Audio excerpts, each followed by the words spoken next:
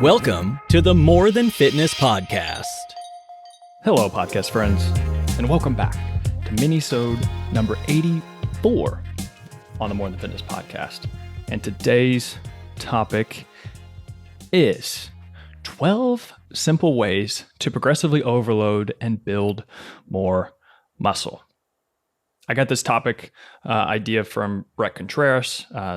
Has a PhD, super smart guy, had him on the podcast. You should go back and listen to his episode. Most of you know who he is already. He's known as the glute guy, but he's very well versed in the exercise science and all that good stuff. And so I wanted to read from an article. I'll link it in the description, just as some of the ways that he listed that I think are very straightforward, because I think oftentimes we can get so caught up in overthinking how we should periodize our training workouts.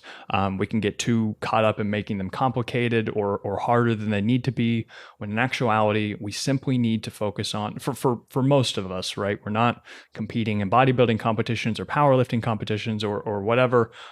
We're just trying to look good and feel good, right?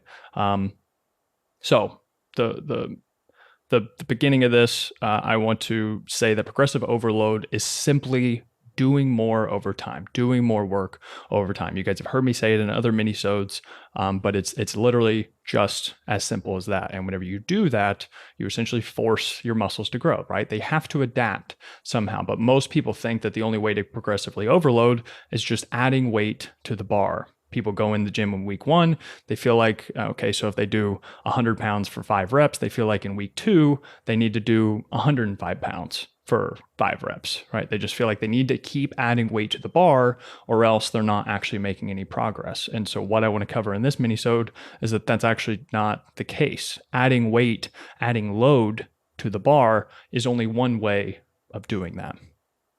And so, first, I want to say that before you focus on any of these forms of progressive overload, the very first thing that you need to focus on is making sure that you have proper form and a full range of motion.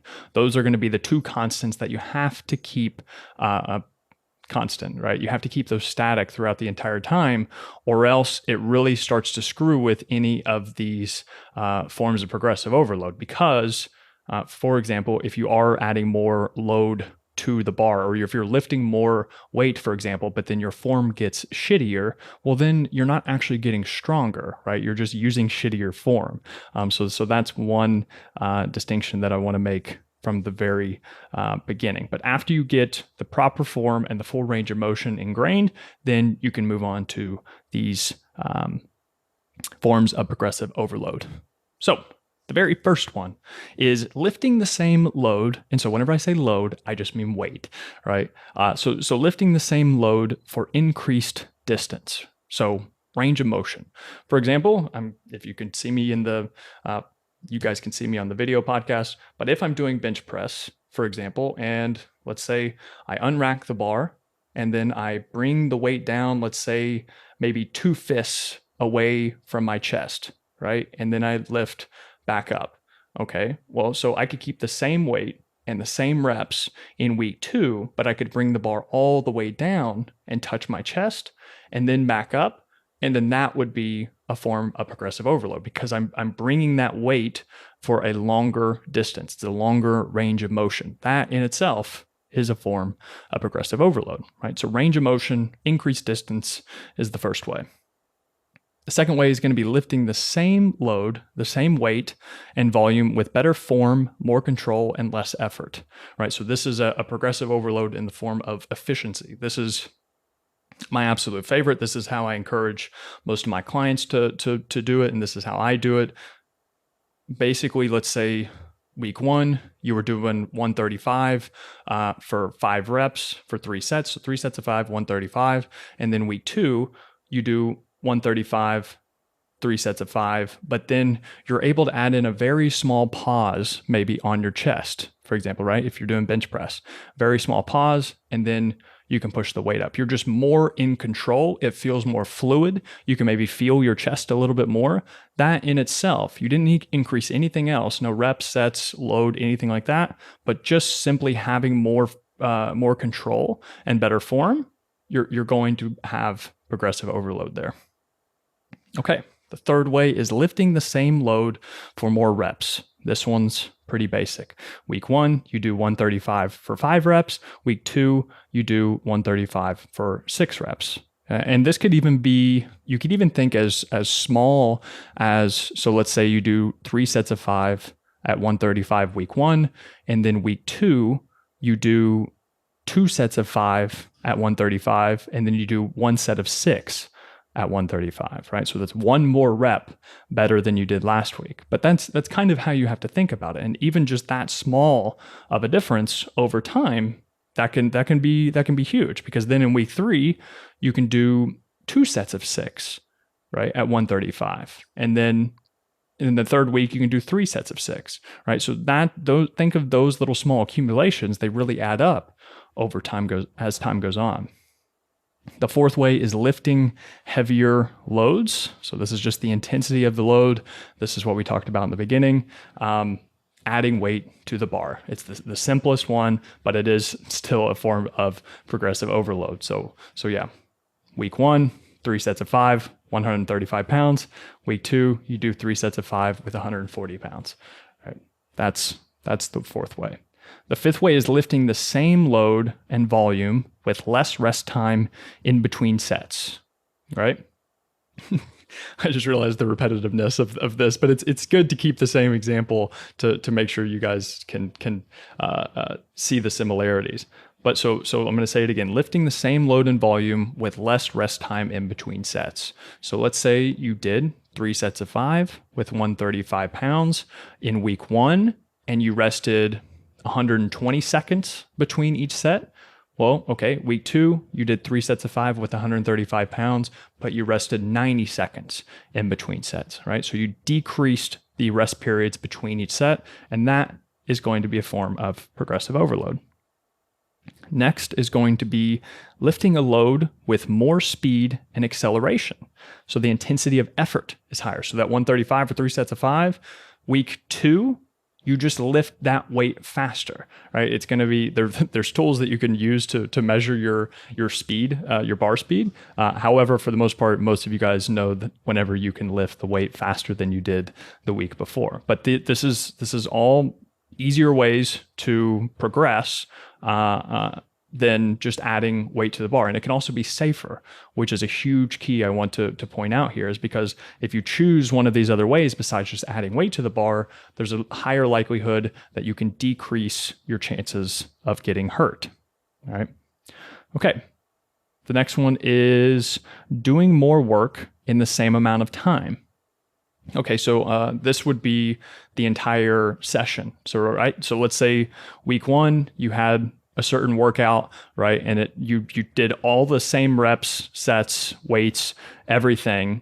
The next week, so week 1, it took you 90 minutes to complete the workout. Let's say in week 2, it took you 75 minutes to complete that same workout, right? So the entire density of the entire session would be smaller or bigger density.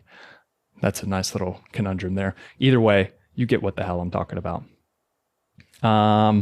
Okay. Wait, did I say, so doing more work in the same amount of time? Oh, yeah. So actually what I said was the next one, which is doing the same work in a less amount of time. So you did the same workout in a less amount of time, and the other way would be doing more work in the same amount of time, right? As you did in the week 1. This gets complicated. But I think you guys are smart enough to follow along with me here with those. You get what I'm saying. So I'm going to move on to the next one, which is doing more sets with the same load and reps. This is another common one that I like to use with clients, where we did 3 sets of 5 with 135 in week 1, and then maybe in week 2, we can try and aim for 4 sets of 5, right, of 135. Another way to do this is like with pull-ups. I tend to do this kind of in reverse than most people do. With pull-ups, let's say some people do 3 sets of 8. I like to do 8 sets of 3. And then as you go week by week, instead of 8 sets, you could do 9 sets of 3, right? So instead of trying to add a whole other set of 8, which can be a lot more difficult, adding one more set of 3 seems much more reasonable. All right. So the next way is going to be lifting the same load and volume more often throughout the week. So you're just increasing the frequency.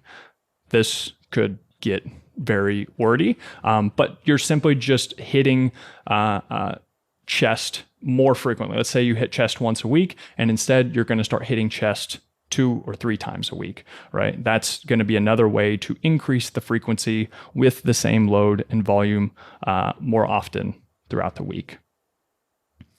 The second to last way is doing the same work while losing body mass. So this is where you're increasing your relative volume. This one would be for a lot of you going through a fat loss phase or something. So you're starting to lose a bunch of weight, but your strength is still staying the same. Well, that is you're increasing your relative volume. So that is a form of progressive overload in itself because you have less body mass physically, right? So that's doing the same work while losing body mass. I like that one as well. And the last one is lifting the same load and volume and then extending the set past technical failure with force reps, negatives, drop sets, static holds, rest pause, et cetera, et cetera. Some type of intensity technique, the intensity of effort. And this one's another common one that people tend to do, often incorrectly, but with an example that you guys could use that I use with my clients is week 1. Let's say we would do 3 sets of 5 with 135 on bench press, but then in week 2, I would do 3 sets of 5 of 135, but then on that third set, after they complete those 5 reps, I'm like, okay, cut the weight in half and then knock out as many reps as possible, right? So that would be a drop set and the intensity of effort would go up. They would accumulate more volume and thus they would progressive overload and therefore make or have a higher likelihood of building more muscle. Okay. Again, that was wordy, but I hope that helps you guys out because I think that we can get too caught up in the very simplistic way of thinking of progressive overload or getting stronger or whatever as simply weight on the bar. And I hope this minisode gave you a few more options to work with. And that is it for minisode number 84. Thank you as always for listening and for watching. See ya.